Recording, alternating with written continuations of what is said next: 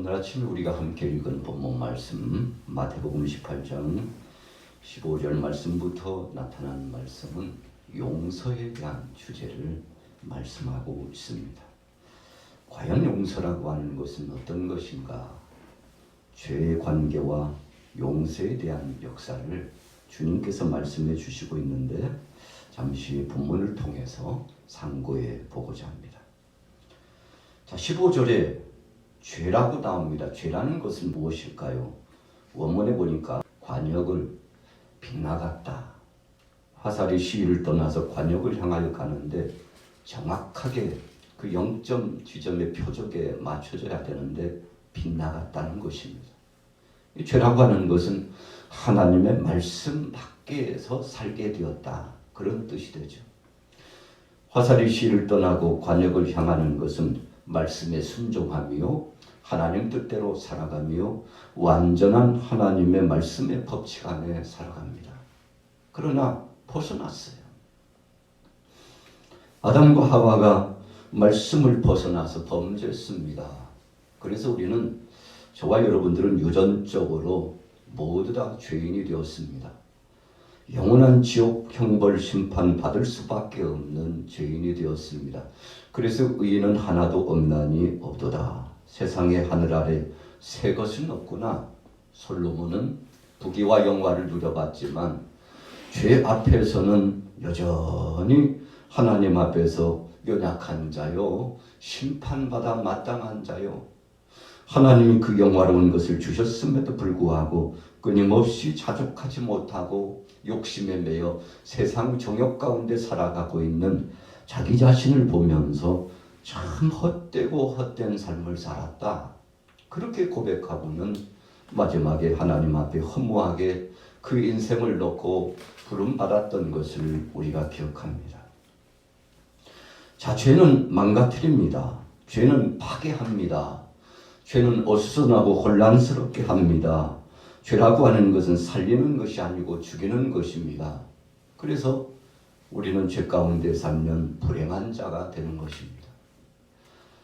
그래서 하나님은 하나밖에 없는 독생자들 예수 그리스도를 우리를 향하여 주시면서 사랑하시고 용서하신 하나님의 뜻을 말씀해 주셨죠.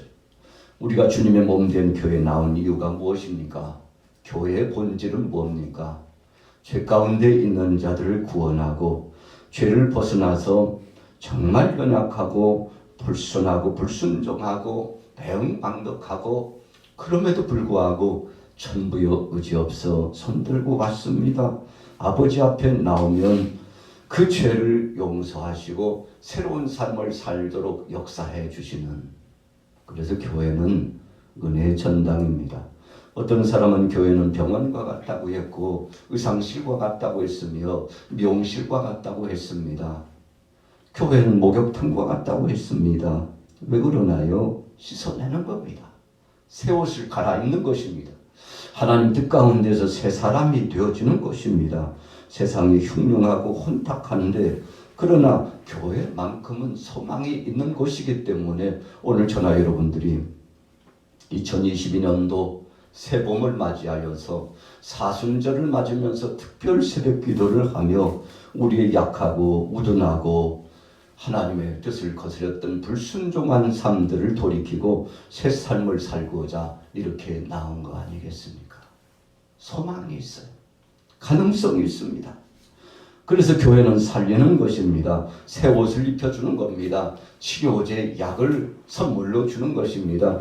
그래서 주님 앞에 나가면 행복 충만, 주님 떠나가면 불행시작, 이렇게 되는 거 아니겠습니까? 주위에 죄인이 있었습니다. 예수님께서 어떻게 하라고 말씀했나요? 16절에 보니까 정말 죄를 범하고 그래서 그 죄악 가운데서 하나님의 뜻을 거스려서 한마디로 말하면 구제불능과 같은 사람이라 할지라도 단계와 절차가 있다는 것입니다. 4단계로 예수님 말씀하셨는데 첫째는 네가 가서 1:1 면대면으로 해서 말씀을 가지고 권면하라. 죄를 떠나기를 권면하고 새 삶을 출발하기를 권면하고 함께 동료가 되어서 주님 영광 드러나기를 권면하라는 것입니다. 그것이 첫 번째. 그래도 말을 듣지 않으면 16절의 두 번째, 한두 사람을 데리고 가서 증인을 삼고 혼자 힘으로 안 되면 함께 가서 권하여 이것은 하나님의 뜻을 거스리는 것이요 죄를 범하는 것이요 하나님 앞에서 신실한 믿음으로 나오라고 이렇게 2차 권고를 하는 것입니다. 그래도 돌아서지 않고 회복되지 않냐면 그때 비로소 17절에 보니까 교회에 말하고 목회자에게 전달하고 또 공식적으로 당회에 전달하고 그리고 온 교우들이 알게 하고 함께 기도 제목을 갖게 하고 특별히 교회 이름으로 권고하도록 하게 하는 것입니다. 이것이 총회나 노회나 시찰회나 교회의 법의 테두리 안에서 시행하는 법칙입니다. 예수님께서 주신 말씀의 법칙입니다. 그래서 교회가 예수 그리스도의 이름으로 나가서 권고하고 그래도 나오지 않으면 마지막 네 번째 단계가 있습니다. 17절 후미에 보니까 이방인과 세리와 같이 여기라 그랬어요.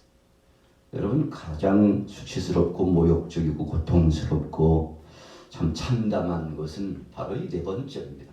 한마디로 말하면 버려두라는 것입니다.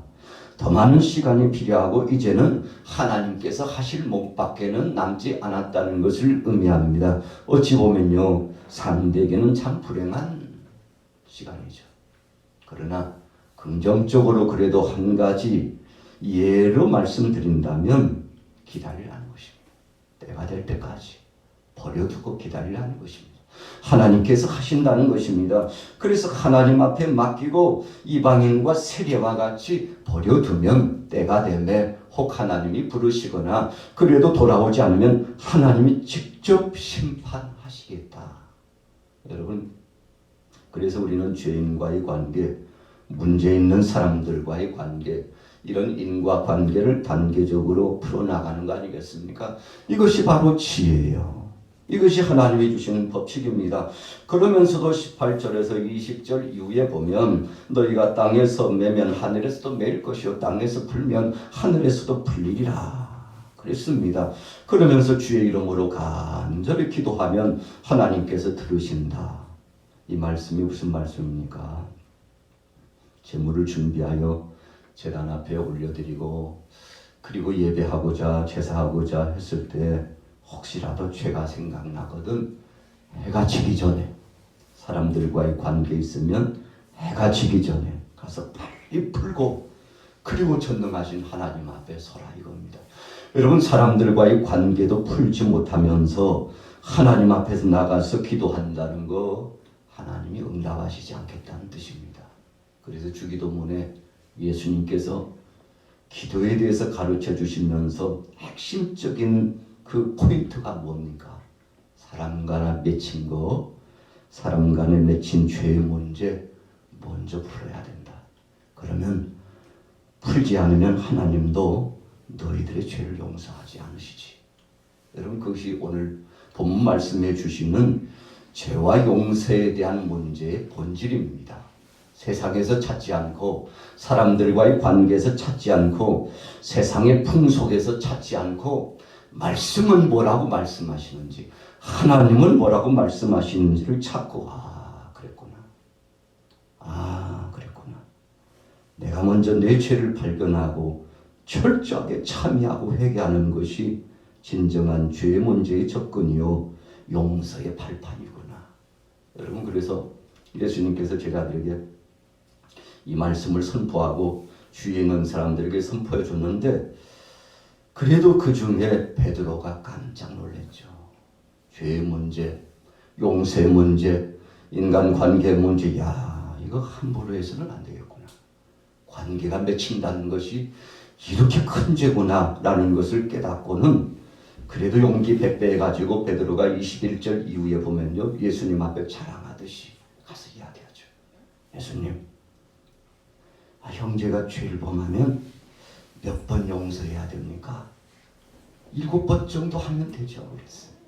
여러분 이 당시 율법과 전통적으로 내려오는 사람들이 동일시 생각했던 것은 적어도 7번 정도는 용서하는 것이 관례적으로 나타났던 것이니 베드로는 자신감 있게 예수님 앞에 말씀 올린 거예요.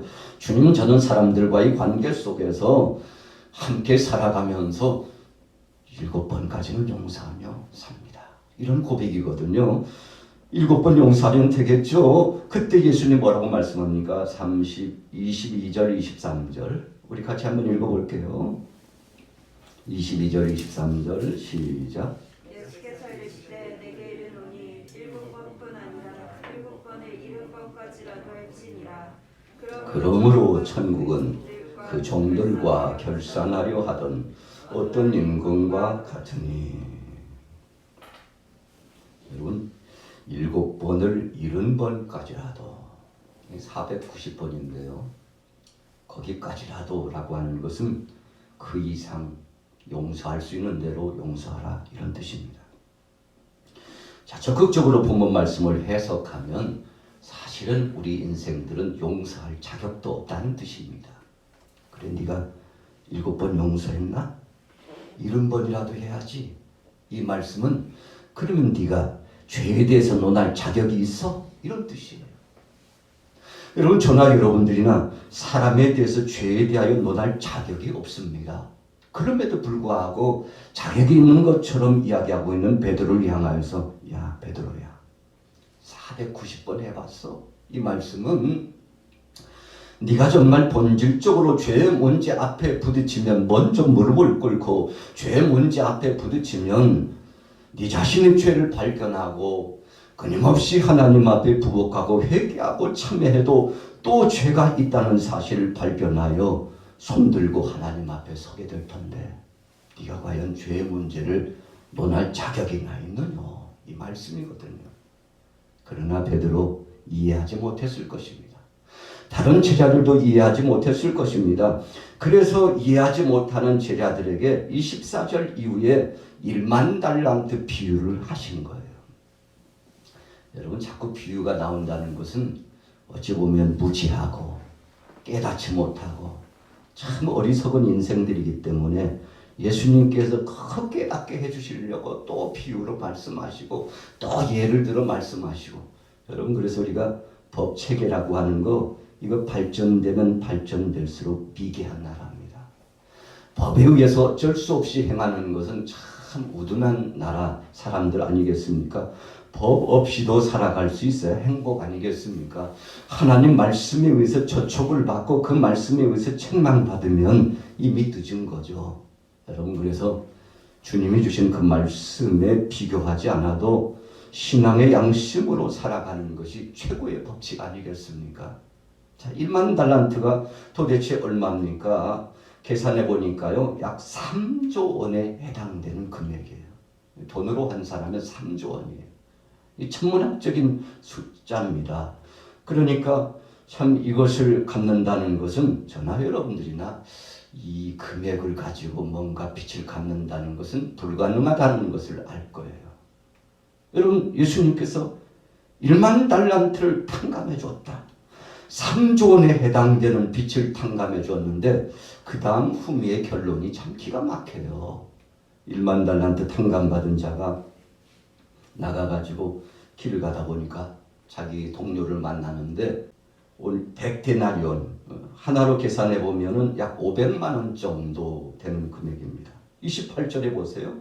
그 종이 나가서 자기에게 100데나리온 빚진 동료 한 사람을 만나 붙들어 목을 잡고 이르되 빚을 갚으라 하며 그 동료가 엎드려 간구하여 이르되 나에게 참아 주소서 갚으리이다 하되 허락하지 아니하고. 여러분 100데나리온 참 하나로 따지면은 100일 품삯인데요. 5만 원씩 잡아서 약 500만 원 정도입니다. 3조 원과 500만 원 비교가 됩니까? 말도 안 되는 거죠. 그런데 3조 원 정도 1만 달란트 탕감받은 자가 그까짓 그 500만 원 빚진 자를 붙잡아가지고 이놈의 자식 왜 빚을 안 갚고 그래? 그래서 옥에다가 가두고 빚 갚을 때까지는 꼼짝 못해. 안 되지. 용서 안 된다니까. 여러분 참 말도 안 되는 이야기가 벌어졌잖아요. 여러분 이것이 인생이라는 것입니다.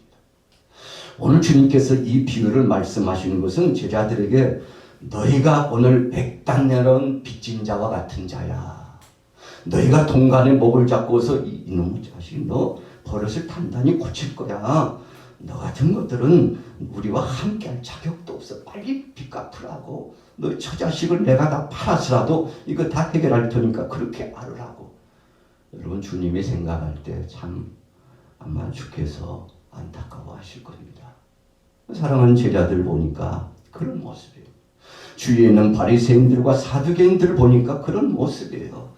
주님께서는 10,000달란트, 10,000달란트를 탕감해 주셨는데 그까지 그 100데나리온 지극히 작은 거, 눈곱만큼도 안 되는 거, 그것을 따져 물으면서 고함을 지르면서 멱살을 잡고 호통을 치면서 당신 같은 사람들이 있기 때문에 세상이 이렇다고 여러분 이렇게 소리치고 있었으니 오늘 주님의 마음이 얼마나 아팠겠습니까?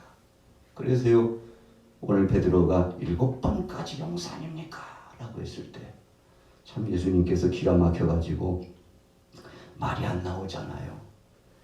그 무수한 죄를 다 용서하시기 위해서 이 땅에 오신 예수님 앞에서 7번 용서를 논했으니 예수님 그래서 말씀하신 거죠. 너무 기가 막히시니까 야 그거 아니야. 490번 해봤어. 무한한 용서와 사랑으로 너희들은 죄 자체를 논할 자격도 없다는 사실을 알고나 있느냐라고 말씀하시면서 주님께서 너희가 용서하지 않으면 오늘 말씀의 결론입니다. 자 34절로 가보세요. 33절부터 읽습니다. 뭐라고 말씀하셨나요? 33절 시작. 내가 너를 불쌍히 여김과 같이 너도 내 동료를 불쌍히 여김이 마땅하지 아니하냐 하고 주인이 노하여 그 빛을 다 갖도록 그를 옥졸들에게 넘기니라. 너희가 각각 마음으로부터 형제를 용서하지 아니하면 나의 하늘 아버지께서도 너희에게 이와 같이 하시리라. 여러분 주기도문의 내용을 다시 한번 예수님이 언급하신 겁니다. 너희도 땅에서 매면 하늘 아버지께서 꽉 매고 풀지 않으시는데 그래도 되겠느냐? 이렇게 물으신 거예요. 여러분 얼마나 놀랍고 충격적인 말씀입니까? 작은 형제의 죄를 용서하지 않았다면 너희도 용서받을 자격이 없는 자야. 이런 말씀을 하셨으니 여러분 제자들이 아마 침묵이 감돌았을 것이라고 생각합니다. 오늘 본문 말씀 용서, 진정한 용서는 그 범위가 어디까지입니까? 예수님만큼이에요. 그렇구나. 하나님만큼이에요. 하나님이 나를 용서하신 만큼 예수님이 나를 용서하시기 위해서 십자가상에서 죽으신 만큼 그만큼 할 수 있느냐? 너희가 490번 용서했느냐? 그거 못하면 아예 용서 이야기도 꺼내지 말고 죄의 이야기도 꺼내지 마라. 이것은 너희의 범위가 아니고 너희가 말한다면 하나님이 하실 일을 월권한 것이고 너희는 자격도 없는 자야. 그러니 침묵을 지키면서 참여하는 마음으로 살아가는 것이 너희의 본분이니라. 이런 의미의 말씀을 주셨는데 오늘 하루 동안 또 사순절을 지나면서 주여 용서하지 못한 죄를 주님 다시 한번 용서하시고 주님 앞에서 진정한 용서와 사랑을 통해서 주님 앞에 우리 자신을 돌아볼 수 있도록 해달라고 오늘도 믿음으로 승리하기를 예수님의 이름으로 축원합니다.